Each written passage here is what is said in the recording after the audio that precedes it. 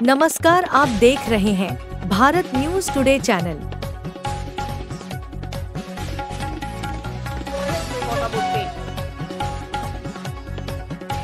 আমি 14 দিন ধর্ণা করেছিলাম, সিঙ্গুরে আসেনি।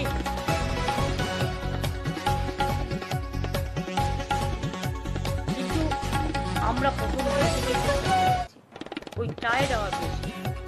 এরপরে আশা করি জনগণ আমাকে ক্ষমা করবেন।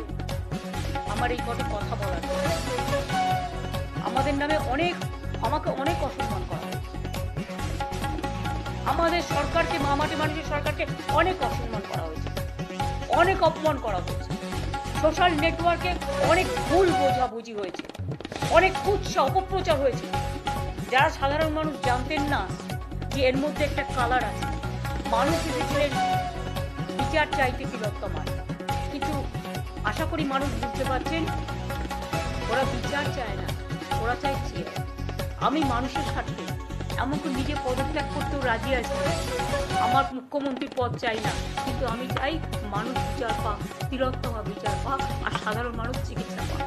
আর তা না হলে কিন্তু আপনাদের যেমন আন্দোলন আছে, পরিবারগুলো যদি আমাদের কাছে কৈফিয়ত চাই, আমাদেরও তো কৈফিয়ত দিতে হবে। আমরা তার জন্য তৈরি। অনেক অনেক ধন্যবাদ।